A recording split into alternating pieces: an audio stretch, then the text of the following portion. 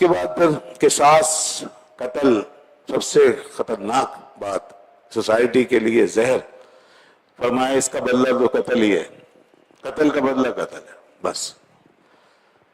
تو اس لیے جناب یہ دنیا نے جب اس بات پہ عمل کیا ہے تو دیکھ لیجئے انہوں نے پھر اس آگے جو آیت آ رہی ہے اس کے راز کو پایا اور اس کو باقاعدہ اپنے سامنے آنکھوں سے دیکھا. وہ کیا؟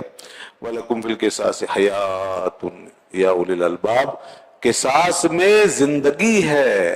اے عقل مندو، قصاص میں زندگی ہے، یہ قرآن کہہ رہا ہے. یعنی قتل کا بدلہ لو، جس نے قتل کیا اسے قتل کرو بس. یہ ہم لوگ ویسی وہ لوگوں نے جو ہے نا بڑا وہ کیا ہوتا ہے شور کے بھئی اسلام کی سزائیں بڑی سخت ہیں اور یہ ہو جائے گا وہ جائے. بڑے عجیب لوگ ہیں. اتنے جرائم برداشت کر لیتے ہیں، اتنے معصوم بے گناہ لوگوں کو مروا دیتے ہیں اور اسلام کی سزاؤں پہ چیختے رہتے ہیں. ادھر اگر سزا ملی تو 1 2 3 4 بس، اس کے بعد سارے ٹھیک ہو جائیں گے.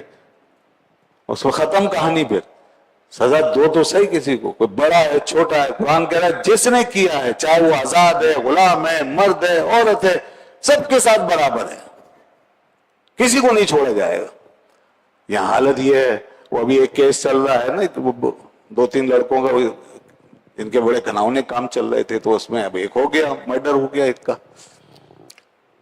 تو کہہ رہے ہیں وہ اخبار میں خبریں آ رہی ہیں پولیس کی ٹانگیں کانپ رہی ہیں. جناب میں اپنے الفاظ میں پڑھوں، پولیس کی ٹانگیں کانپ رہی ہیں. تو پولیس کی ٹانگیں کانپ رہی ہیں، فوج بلا لو. ملک کس لیے بنایا ہے؟ آئین کس لیے ہے؟ عدالتیں کس لیے ہیں؟ ٹانگیں کانپ رہی ہیں پولیس کی. کیوں ڈر رہے ہیں؟ کن لوگوں سے ڈر رہے ہیں؟ یہی تو مسئلہ ہے. اصل میں جرم کے پیچھے جو چھپی ہوئی طاقتیں ہیں، جب تک ان کو سزا نہیں ملے گی اس معاشرے سے کبھی جرم ختم نہیں ہوگا.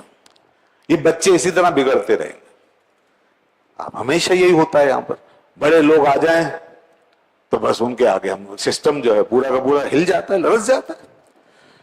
تو اس لیے ملک یہ ایسے نہیں چلتے.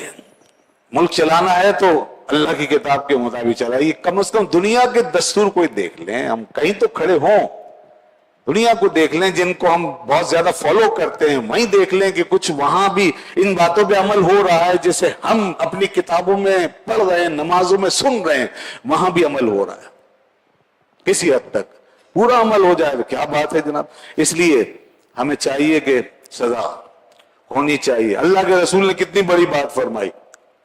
ایک اسی طرح کا کیس تھا، جرم تھا، چوری کا جرم، اور ایک بڑے خاندان کی عورت تھی.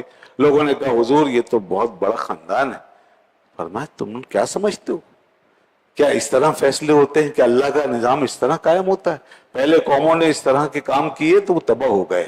سن لو، اگر محمد صلی اللہ علیہ وسلم کی بیٹی بھی، کیونکہ وہ ایک عورت تھی نا چوری کرنے والی، تو اس لیے آپ نے بفرض محال یہ بات فرمائی کہ اگر محمد صلی اللہ علیہ وسلم کی بیٹی بھی یہ کام کرتی تو لگو تھے، اس کے ہاتھ کاٹے جاتے. کوئی معمولی بات ہے.